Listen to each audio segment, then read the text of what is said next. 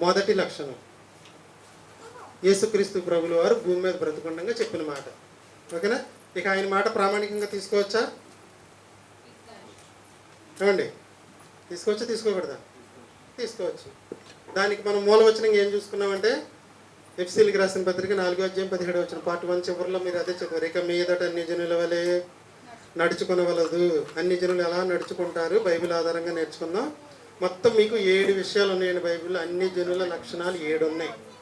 మొదటి లక్షణం, టైం ఉంటే మొత్తం అవచేద్దాం, టైం అయిపోతే వచ్చే వారం చూసుకుందాం. మొదటి లక్షణం రాసుకున్న వాళ్ళు రాసుకోండి. మార్క్స్ వార్త 10వ అధ్యాయం 42, 43.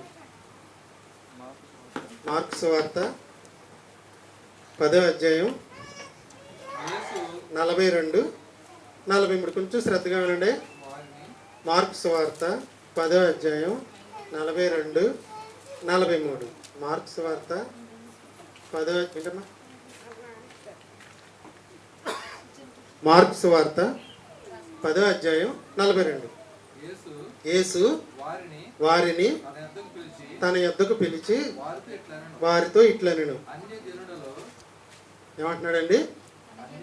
అన్య జనులలో అధికారులని ఎంచబడిన వారు వారి మీద ప్రభుత్వము చేయుదురు. వారిలో గొప్పవారు వారి మీద అధికారం చేయుదురని మీకు. ఇక్కడ ఒక లక్షణం బయటపెట్టాడు దేవుడు యేసుక్రీస్తు ప్రభుల వారు. అన్ని జనులకు ఉండే ఒక లక్షణం ఏంటది? అన్య జనులకు ఉండే లక్షణం దైవజనులకు ఉండకూడని లక్షణం అధికారం. అది చూసుకోండి. ఏది అన్య జనుల లక్షణం అని చెప్తున్నాడండి యేసుక్రీస్తు? 42లో అన్య జనులు ఎలా నడుచుకుంటారు. 43వ వచనం చూడండి. మీలో సరిపోద్ది. 42వ వచనం అన్య జనుల లక్షణం, 43వ వచనం దైవజనుల లక్షణం. 42వ వచనంలో అన్య జనుల లక్షణం ఏమని ఉందంటే అధికారులు ప్రభుత్వం చేస్తారు, అంటే ఆర్డర్స్ వేస్తారు. గొప్పవారు అధికారం చేస్తారు, అధికారం చలాయిస్తారు. వారికి ఏముంటుంది అంటే అధికార దాహం ఉంటుంది, గొప్పగా కనపడాలని కోరుకుంటుంది. నాదే పై చెయ్యి, నేనే, నా మాటే వినాలి, నేను చెప్పిందే చెయ్యాలి. అధికార దాహం, గొప్పగా కనపడాలనే కోరిక, ఇవన్నీ కూడా అన్ని జనుల లక్షణం. ఈ లక్షణాలు నాకున్నా మీకున్నా, నువ్వు బాప్తిసం తీసుకున్నా, హృదయ సున్నతి తీసుకున్నా, నువ్వు అన్ని జనుడివే. అన్ని జనులు నరకానికి వెళ్ళిపోతారు, గుర్తుంచుకోండి. నాకు తెలిసి మన వాళ్ళు ఎవరికి లక్షణం లేదు. మన వాళ్ళు తినేసిన ప్లేట్లు కూడా ఎత్తడానికి కూడా సిగ్గుపడరండి ఎవరు. నేను తెస్తానని పోటీ పడతారు. దైవజనుల లక్షణం కింద చూడండి. మీలో అలా ఉండకూడదంటే అరే బాబు నువ్వు ఆ పని చేయి, రాజేష్ నువ్వు ఈ పని చేయి, ప్రసాద్ ఈ పని చేయి, నేను ఇక్కడ కుర్చీలో కూర్చున్నాను అనుకోండి, అది చేసుకురా ఇది చేసుకురా, నేను చీపురు పుల్ల కూడా కదపట్లా. అదే అధికారం చేయటం అంటే. ప్రభుత్వం చేయటం అంటే అర్థం ఏంటంటే ప్రభుత్వం ఏం చేస్తుంది తెలుసా? పెట్రోల్ రేటు 2 రూపాయలు పెంచండి అని జీవో వేస్తుంది. అక్కడ పెంచిన వెంటనే ఇక్కడ పెట్రోల్ బంకులు ప్రతి దాంట్లో మీటర్ మారిపోద్ది, ఆటోమేటిక్గానే మారిపోద్ది. జీవో ఆర్డర్ వేస్తారు అంతే, కానీ ఇంత కూడా కదపరు. పరిశీలన సంగతి మీకు తెలుసుగా, మరి చెప్పిదిరే కానీ చెయ్యరు. మోయలేని గురువులన్నీ భుజాలు మెత్తారు కానీ కదరు. ఎవరన్నా పిలిచి ఎకరం పొలం కొనొచ్చుగా అంటారు. ఒక 50 లక్షలు ఇస్తాడా ఫ్రీగా? మాటేగా. ఒక ఎకరం పొలం కొనొచ్చుగా అంటారు. నేను చాలామంది అన్నారు ఇప్పటి వరకు. ఎవరైనా ఒక 50 లక్షలు ఇస్తారా? మేము ఎందుకు ఇస్తామంటారు. మరి నీకెందుకు? ₹1 ఇవ్వరండి, నోటి మాటేగా. ఒక మాటే కదండి, అంతేనా? చాలా మంది ఇలా మిమ్మల్ని మెప్పిస్తూ ఉంటారు, అది చేయొచ్చుగా ఇది చేయొచ్చుగా.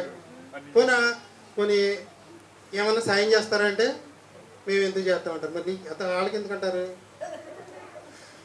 అర్థమైంది నేను చెప్పింది? ఏం చెప్పాను మనం? పరిచర్యలు కూడా ఏం చేస్తారంటే చెప్పుదురే కానీ చేయరు. మనం చెప్పకుండానే చేయాలి. సింపుల్గా అర్థమైతే 2వ దాంట్లోకి వెళ్ళిపోదాం. మళ్ళీ ఒకసారి చదవండి.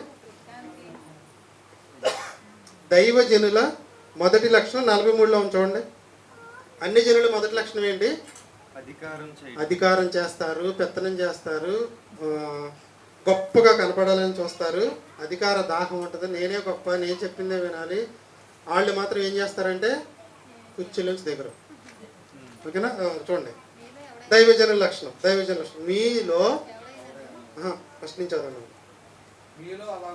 మీలో అలా ఉండకూడదు. మీలో అలా ఉండకూడదంటే ఆయన మీరు హృదయోన్నతి పొందినవారు, ఇజ్రాయేలుతో సమాన వాసులు, వాళ్ళతో సమాన వాగ్దానాలు ఉన్నాయి, మీరు కూడా వాళ్ళతో సమానంగా అన్నీ ఉన్నాయి, కాబట్టి మీరు దైవజనులు అయ్యారు, కాబట్టి మీరు అలా ఉండకూడదు. వాళ్ళు అన్ని జనులు, మీరు దైవజనులు, మీరు అలా ఉండకూడదు. మీలో ఎవడైనా, ఒకవేళ మీలో ఎవరికైనా నేను గొప్పోడిని అని అనిపించింది అనుకోండి, చదవండి. వాడు మీకు పరిచారం చేయువాడై ఉండవలెను. ఎలా ఉండాలండి? పరిచారం చేయటం అంటే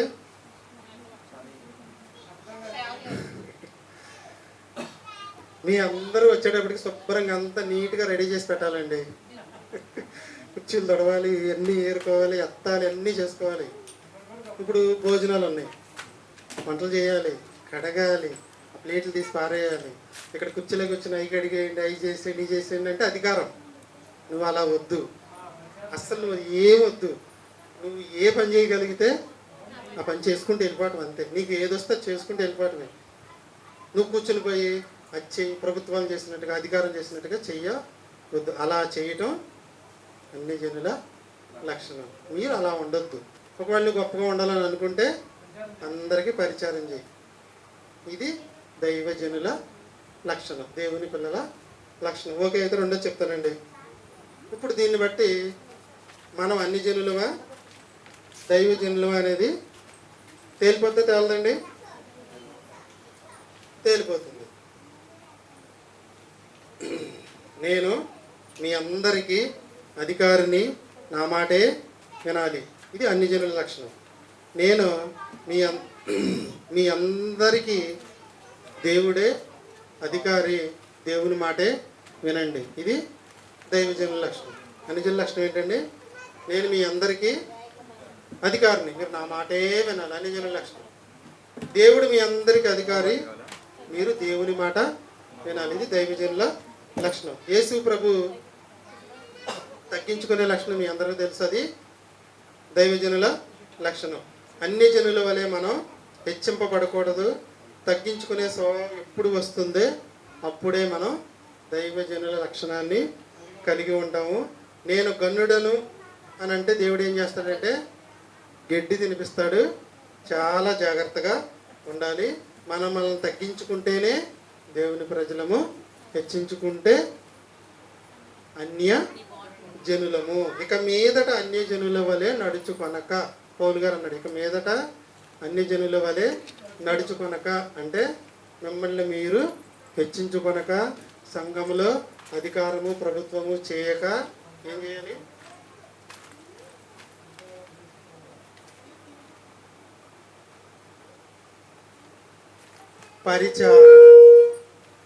పరిచారము చేయుట దేవుని లక్షణం. నువ్వు పరిచారం చేసావనుకోండి, నీకు ఈ వాగ్దానాలు, వారసత్వం అంతా కూడా అప్లై అవుతుంది. ఇది లేదనుకోండి, నువ్వేమవుతావంటే అన్ని జనుడు అవుతావు. కాబట్టి వాగ్దానాలు ఉండవు, మొత్తం అన్నీ కూడా వారసత్వం అంతా కూడా పోతుంది. దేవుని పిల్లలు అంటే అర్థం ఏంటండి? దేవునికి ఉన్న పరలోకానికి హక్కుదారులు, సమాన వారసులు.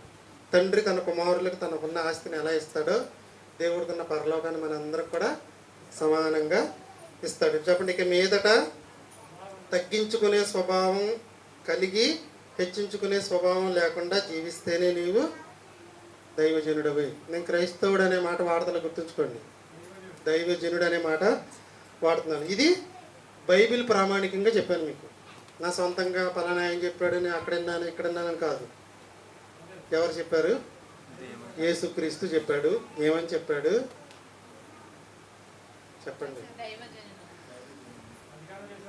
అధికారము చేసేవాడు మీలో అన్ని జనుల వలె అధికారము చేయొద్దు, మళ్ళీ ఒకసారి చదవండి, వచ్చింది మార్క్స్ వార్త 10వ అధ్యాయం. చదవండి. మీలో 42వ వచనం. యేసు వారిని, ఎవరిని? శిష్యుల్ని. శిష్యులు ఎవరు? దైవజనులు. శిష్యులు దైవజనులు. దైవజనులతో యేసుక్రీస్తు ఏం చెప్తున్నాడు అంటే అన్యజనుల లక్షణం ఒకటి చెప్తున్నాడు.